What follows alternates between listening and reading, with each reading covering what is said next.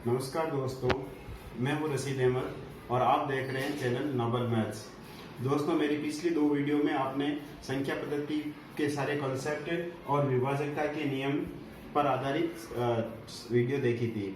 आज हम इन दोनों पर आधारित कुछ प्रश्न कर लेते हैं जो एग्जाम में आए हुए हैं, ताकि आप पे जो है ज़्यादा लोड नहीं पड़े और हाथों हाथ जो इन दो चीज़ों के प्रश्न हो जाए। उसके बाद में फिर हम एक टॉपिक लेंगे और उस पर आधारित प्रश्न करेंगे। तो आज हम संख्या पद्धति और विभाजकता के नियम पर आधारित कुछ प्रश्नों को सोल्व करते हैं।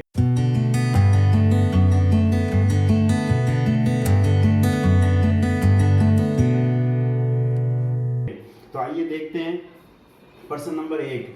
ये प्रश्न आपके दिल्ली पुलिस एसआई 2009 में आया हुआ है।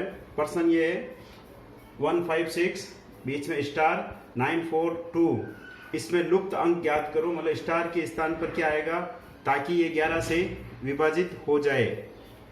ये क्वेश्चन है, देख लीजिए। तो आप वीडियो को पॉज कीजिए और कोशिश कीजिए। मैंने 11 से विभाजकता का नियम आपको बता रखा है, उस नियम के आधार पर इसका आंसर निकालने की कोशिश कीजिए। आप इसको सोल्व कीजिए। चलिए अब हम देखते हैं इसका कंसेप्ट। 156 ये हमें संख्या दे रखी है 156, यहाँ पे एक रिक्त स्थान दे रखा है 942। 11 से भाजकता का नियम आपको बताया था कि आप पहले संख्या, फिर तीसरी, पांचवी, सातवीं विषम स्थान पर आने वाली संख्याओं की अलग से योग कर लो। तो इनको अगर मैं जोड़ लेता हूं तो ये हो गए 7, 9, 9, 18। इनकी जोड़ हो गई मेरे 18 विषम स्थान पर आने वाली। और सम स्थान पर आने वाली संख्याओं की जोड़ करते हैं तो 5 और ये स्टार और ये 4, तो 5 और 4 9 हो गई। और एक ये संख्या और है 9, यहाँ पे ये संख्या हो गई 9। अब आपको मैंने बताया था 11 से विभाजकता का नियम, विषम स्थान पर आने वाली संख्याओं की जोड़ में से जब सम स्थान पर आने वाली संख्याओं की जोड़ को घटाएं तो वो 0 या 11 से विभाजित कोई अंक होना चाहिए। तो यहाँ हमें 0 लाना है। अब यहाँ पे चूंकि 9 तो आ चुका है, इसका मतलब इसकी जगह क्या अंक होगा ताकि ये दोनों 0 बन जाए। तो यहाँ 18 आया हुआ है और ये 9 हो गया। इसका मतलब इसकी जगह अगर 9 होता तो ये 18 - 18 बराबर 0 बन जाता। तो इसका मतलब स्टार की जगह आपके 9 होना चाहिए। तो इस प्रकार से आप ऐसे सवाल करोगे। सेम ऐसा ही क्वेश्चन आपको ये दे रखा है, ये एसएससी 1999 में आया हुआ सवाल है। इसमें दे रखा है 5, 4, 3, 2 स्टार 7 9 से विभाजित है, 9 से विभाजित है। तो इसमें 9 से विभाजकता का जो नियम बताया आपको वो नियम लगाइए। 9 से विभाजकता का नियम में आपको क्या बताया, अंकों की जोड़ कर लो। तो ये 5, 4, 3, 2 और 7, इन सबको जोड़ लेते हैं अपन। ये हो गई 21, इन सबको जोड़ लिया मैंने 21। अब ये एक अंक और बच गया प्लस। अब यहाँ पे हमें ऐसी संख्या लिखनी है ताकि वो 9 के पावड़े में आ जाए। तो 21 तो आ चुका है, तो 21 के बाद वाली 9 के पावड़े में जो संख्या होती है वो होती है 27। यहाँ पे 27 लाना है इसका मतलब हमें। तो अब 21 में इसमें से क्या जोड़े ताकि 27 आ जाए, तो वो है 6। इसके अंदर यदि हम 6 जोड़ेंगे तो ये 27 आ जाएगा और 9 से विभाजित हो जाएगा। तो इस प्रकार से इसका राइट आंसर हो जाएगा C 6। तो ऐसे और भी हम क्वेश्चन देखते हैं। चलिए अब देखते हैं तीसरा सवाल। तो दोस्तों अब देखते हैं प्रश्न नंबर 3। ये ऐसा प्रश्न एग्जाम में बहुत बार आया हुआ है। मैंने देखा काफी टाइम से जो है इस प्रकार के सवाल आ रहे हैं, घुमा फिरा के इस सवाल को बार बार आ रहा है। तो इसको ध्यान से देख लीजिए। ये सवाल है, किसी संख्या को जब 221 से विभाजित करते हैं तो 64 शेष बचता है। यदि इसी संख्या को 13 से विभाजित करें तो कितना शेष रहेगा। ये आपके एसएससी 2003 में आया हुआ है। इसके मिलता जुलता ही सवाल ये इसमें आया हुआ है, किसी संख्या को 175 से विभाजित करते हैं तो शेषफल 132 आता है। यदि इसे 25 से विभाजित करते हैं तो शेषफल कितना आएगा। ऐसा सवाल एक एग्जाम के अंदर आता है कि किसी संख्या को पहले किसी से विभाजित करके वो बताता है कि इतना शेष बचता है, फिर यदि उसी संख्या को किसी दूसरी संख्या से विभाजित करने का कहता है और अब पूछता है शेषफल कितना रहेगा। तो दोस्तों इसका बिल्कुल शॉर्टकट जो है मैं ट्रिक बता देता हूँ। यहाँ जो संख्या होती है ये संख्या इस संख्या से विभाजित होती है। मतलब 221 का इसने कहा था, अब कह रहा 13 का। इसका मतलब 221 जो है वो 13 से विभाजित है। इसका अर्थ ये हुआ यदि किसी भी संख्या के अंदर अगर हम 221 का भाग लगा रहे हैं, जैसे 221 का मान लो मैं भाग लगा रहा हूँ किसी संख्या के अंदर, तो वो कह रहा है 64 शेष बचता है। यहाँ पे जो है 64 शेष बच रहा है। अब वो ये जो 13 है, 13 खुद इस 221 से विभाजित है, मतलब अगर मैं इसमें 13 का भाग लगाऊंगा तो भी कहीं ना कहीं 64 शेष बचेगा। हो सकता है भागफल बढ़ जाएगा, या 221 से भाग लगा रहे थे तो भागफल कुछ कम आता और 64 शेष आ गया, और 13 का भाग लगाएंगे तो भी इसका मतलब कहीं ना कहीं जो है वापस 64 शेष तो आएगा, भागफल बढ़ जाएगा, उससे तो हमें कोई मतलब नहीं है। अब जब 64 शेष रह गया तो अब यहाँ 13 का इसमें 64 में और भाग जा रहा है, जैसे 13 चौक 52, 13 पंचे 65, 13 चौक 52, 13 चौक 52, 4 बार और भाग चला गया इसका, और यहाँ पे जो है 12 शेष बच गया। अब इसमें भाग नहीं जा रहा है, तो इसका मतलब अगर 13 से हम उसी संख्या के अंदर भाग लगाए तो 12 शेष बच जाएगा, तो इसका राइट आंसर आ जाएगा 12। तो इसकी शॉर्ट ट्रिक दोस्तों ये हुई कि आपको जो देता है कि 64 शेष बचते हैं, तो इस संख्या के अंदर इसका भाग लगा करके देख लो और क्या शेष बचता है वही आंसर है। जैसे 64 के अंदर आप 13 का भाग लगा दो, सीधा 13 का भाग लगा दो 64 में, 13 चौक 52 और ये 12 शेष बच गए, तो ये उत्तर आ गया।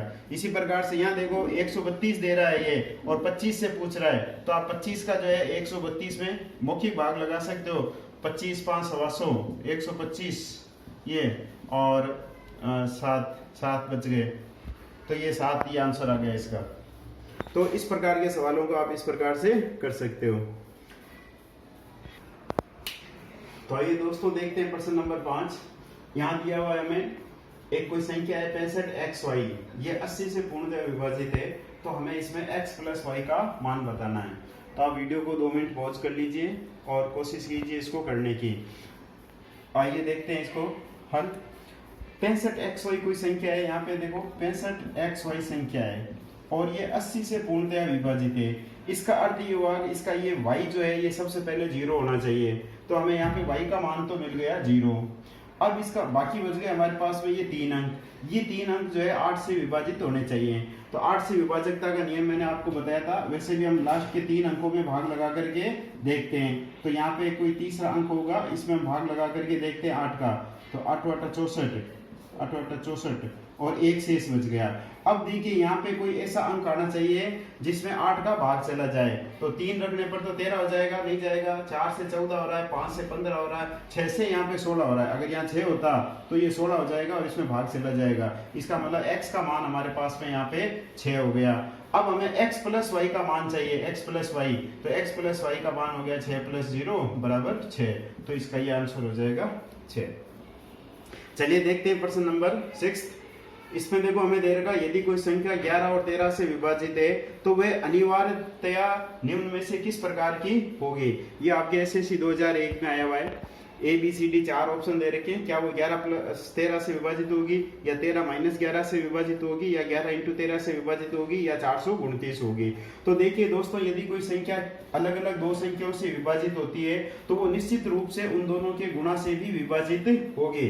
अगर किसी संख्या में 11 का भी भाग जा रहा है, 13 का भी जा रहा है, इसका मतलब 11 इंटू 13 का भाग भी उसके अंदर जरूर जाएगा, तो वो 11 इंटू 13 प्रकार की होगी। अब देखते हैं प्रश्न नंबर 7। देखिए दोस्तों, ये भी एक इम्पोर्टेंट सवाल है, 2000 एसएससी में आया हुआ है।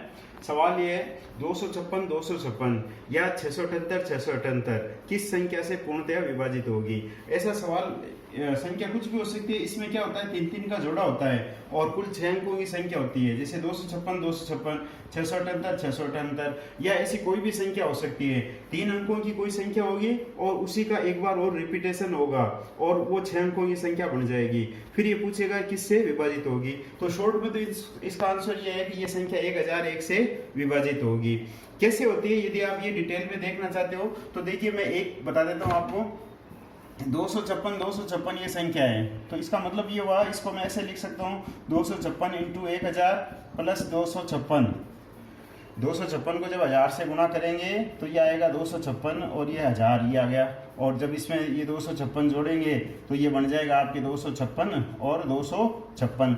तो कोई भी 6 अंकों की संख्या यदि ऐसे रिपीट होती है तो इसका मतलब उसको 1000 प्लस ये लिख सकते हैं। अब इसमें से अगर मैं 256 कॉमन ले लूँ तो यहाँ बच जाएगा 1000 प्लस 1, तो ये आ जाएगा 1001। इसका मतलब 1001 से विभाजित होगी। ऐसी कोई भी संख्या जो 3 अंकों की संख्या है और एक बार और रिपीट करके लिखी जाती है, कुल 6 अंकों की संख्या बन गई तो वो 1001 से ही विभाजित होगी। तो इसका राइट आंसर हो जाएगा 1001। चलिए प्रश्न नंबर 8 पे आते हैं। 1000 में कौन सी संख्या जोड़ी जाए ताकि वे 45 से पूर्णतया विभाजित हो जाए। ये भी आपके एसएससी 2000 में आया हुआ क्वेश्चन है। आप पॉज करके पहले करके देख लीजिए, फिर हम इसको देखते हैं। अब देखो इसमें हमें ऐसे एक अनुमान लगाना पड़ेगा, 45 से विभाजित है। 45 का 1000 में अगर हम भाग लगाते हैं तो देखो 45 को 10 से अगर हम गुणा करते हैं तो होता है 450, और एक बार और अगर 20 से गुणा कर ले तो हो गया 900। 450 450 900 हो गया, तो 900 बार भाग चला गया, इसका मतलब ये हुआ 20 बार के अंदर तो 900 हो गया। अब हमें 1000 चाहिए तो 45 और 45 90, 2 बार और भाग चला गया, मतलब 990 हो गया हमारे पास में 22 बार के अंदर। जब हमने इसमें भाग लगा के देखा, आप भाग लगा के भी देख सकते हो, 45 का यदि हम 1000 में भाग लगाएंगे तो 22 बार भाग जाएगा और शेष जो है आपके 10 बच जाएगा।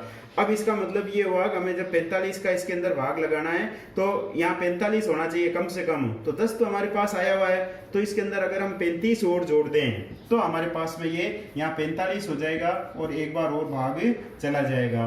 तो इसने पूछा था कौन सी संख्या जोड़ी जाए छोटी से छोटी, तो इसमें जो है 35 अगर हम जोड़ेंगे तो ये संख्या 45 से पूर्णतः विभाजित हो जाएगी, क्योंकि 990 तो जो है विभाजित हो ही रही थी। अब इसमें हमें 990 में जो है 45, आप ऐसे भी देख सकते हो 990 तो हो ही गया आपके पास में। अब आपको 45 जोड़ना है इसके अंदर, तो ये हो जाएगा देखो 1035, तो इसका मतलब हमें 35 चाहिए। तो इस प्रकार से आप आंसर निकाल सकते हो। चलिए एक क्वेश्चन और देखते हैं। ये क्वेश्चन देखिए, बड़ा घुमा के दिया है सवाल को कि यदि किसी संख्या में जब क्रमिक रूप से, यहाँ पे एक शब्द आया क्रमिक रूप से 4 और 5 का भाग दिया जाता है तो शेषफल क्रम से 1 और 4 रहता है। यदि इसी संख्या में क्रमिक रूप से 5 और 4 का भाग दें तो शेषफल क्या रहेगा। यहाँ पे क्रमिक शब्द का जो है अर्थ समझना पड़ेगा पहले हमें। ये एसएससी 2002 में आया हुआ है, मतलब कोई संख्या है उसमें पहले इसने 4 का भाग लगाया तो उसमें शेषफल जो है 1 बच गया। कोई संख्या है उसके अंदर इसने 4 का भाग लगाया तो यहाँ पे जो है शेषफल 1 बच गया। फिर जो यहाँ पे शेष भागफल आया, इस भागफल के अंदर 5 का भाग लगाया। क्रमिक का मतलब पहले भाग लगाया, भाग लगाने के बाद में जो संख्या प्राप्त हुई उस संख्या के अंदर ही, मतलब यहाँ पे मान लो y आ गया तो इस y के अंदर इसने जो है 5 का भाग लगाया और वो जो है शेषफल यहाँ पे 4 बच गया। ये क्रमिक का अर्थ हो गया। तो अब इस सवाल को करने के लिए हम यहाँ से उल्टा चलेंगे। मान लो हम पहले किसी संख्या में 5 का भाग लगाते हैं और उसमें 4 शेष बच जाता है, तो शेषफल प्रमेय की सहायता से हम जानते हैं ये हो गया 5 से कम 5 प्लस 4, तो ये संख्या हो गई 9। यहाँ पे y का मान आ गया 9, इस 9 को यदि मैं यहाँ रख देता हूँ 9, तो ये हो गया 9 चौक 36 और 1 37, मतलब x का मान हो गया 37, मतलब वास्तव में वो संख्या जो है 37 है। अब हमें इस संख्या में 37 में 5 का भाग लगाना है और जो उत्तर आएगा उसमें 4 का भाग लगाना है। तो पहले मैं 5 का भाग लगा देता हूँ 37 के अंदर, 5 5 5 7 35, 7 बार भाग चला गया, 2 शेष बच गया। तो देखो 2 शेष बच गया, वैसे तो आपका आंसर आ गया 2 शेष यहाँ पे बच गया। अब 7 के अंदर जो है 4 का भाग लगा के देख लो, इसमें 4 एकम 4, 3 शेष बच गया, तो 2 और 3 शेष बच गया, तो ये इसका राइट आंसर हो जाएगा। तो चलिए दोस्तों एक हम लास्ट क्वेश्चन और देख लेते हैं, वीडियो लंबी हो रही है, और चलिए देखते हैं 10वां सवाल। तो देखिए इस सवाल लास्ट सवाल में हमें दे रखा 10वें सवाल में कि एक संख्या को 555 तथा 445 के योग से विभाजित करने पर भागफल उनके अंतर के दुगुने के बराबर आता है और शेषफल 30 आता है, तो वो संख्या बताओ। ये एसएससी 2000 में आया हुआ है और ये इसके आंसर है। तो इससे पहले दोस्तों हमें एक शेषफल प्रमेय समझनी पड़ेगी। आप जानते हो शेषफल प्रमेय, ये शेषफल प्रमेय होती है भाज्य बराबर भाजक इंटू भागफल प्लस शेषफल, डिविडेंड बराबर quotient into divisor plus reminder, ये होती है a बराबर बी क्यू प्लस आर, ये शेषफल प्रमेय होती है। और देखिए भाज्य भाजक क्या होता है, ये भाजक और ये भाज्य और भागफल, जिस चीज का भाग दिया जाता है वो भाजक होता है, जिसके अंदर भाग देते हैं वो भाज्य होता है। डिविडेंड, जिसका भाग देते हैं वो भाजक या डिवाइजर कहलाता है, जिसके अंदर भाग देते हैं वो भाज्य डिविडेंड कहलाता है, और जो प्राप्त होता है हमें वो भागफल या कोसेंट कहलाता है, और जो लास्ट में शेष बचता है वो शेषफल या रिमाइंडर कहलाता है। तो अब दोस्तों इस चीज को ध्यान में रखते हुए देखिए यहाँ 555 और 445 के योग से भाग दिया जाता है, तो देखो इनका योग कर लेते हैं, 5 5 10, 9 और 10 हासिल किए, 5 4 9 10, मतलब ये हुआ कि हमें इस चीज के अंदर 1000 का भाग लगाना है। कोई एक संख्या है, तो देखिए ये 1000 का भाग लगाना है मेरे को किसी एक संख्या में, ये संख्या मान लो मैंने x मान ली, अब इसके अंदर भाग लगाना है। विभाजित करने पर भागफल उनके अंतर के दुगुने के बराबर होता है। अब इसका अंतर कर लेता हूं मैं, अगर मान लो इसमें से अंतर कर लेता हूं मैं, ये 0 बच गया, 5 4 1 बच गया और ये 1 बच गया, 110 बच गए यहाँ पे मेरे पास में, तो उसके दुगुने के बराबर होता है भागफल। भागफल यहाँ लिखा जाएगा, दुगुना इसका हो गया 220, तो ये भागफल हो गया, फिर इसमें भाग लगा दिया तो शेषफल 30 आता है, तो यहाँ पे शेषफल 30 आ गया। अब हम इसके अंदर जो है ये हमारी शेषफल पर में लगाएंगे, इन दोनों का गुणा और प्लस ये कर देंगे, तो 220 को हम 1000 से गुणा कर लेते हैं, तो ये 220 और 1000 के जो है 3 जीरो इसके आगे और लगा देता हूं मैं, ये आ गया। और अब इसमें 30 जोड़ देते हैं, ये 30 यहाँ जुड़ जाएगा, तो ये आ गया 22 00 और 30, तो ये इसका राइट आंसर आ गया। तो दोस्तों शेषफल प्रमेय पर आधारित इस प्रकार के सवाल भी विभाजकता के नियम पर, ये संख्या पद्धति में सवाल थे। संख्या पद्धति एक दोस्तों बहुत बड़ा टॉपिक है और इसको हम जो है धीरे धीरे जो है पूरा कवर करने की कोशिश करेंगे। आने वाली और वीडियो जो है कल हम वीडियो बनाएंगे जिसमें हम यूनिट डिजिट देखने की कोशिश करेंगे, किसी भी संख्या में जो इकाई का अंक क्या होता है, इस पर भी बहुत सारे जो है प्रश्न आते हैं कंपटीशन एग्जाम के अंदर। तब तक आप जो है इसके ऊपर प्रैक्टिस करते रहिए और यदि कोई दिक्कत हो तो मेरे को कमेंट्स बॉक्स में लिख करके बताइए। दोस्तों वीडियो अगर पसंद आया हो तो इसको लाइक करें और अपने दोस्तों में इसको शेयर करें। चैनल को यदि सब्सक्राइब नहीं किया है तो चैनल को सब्सक्राइब करें और बेल आइकन को दबा दें। Thank you very much.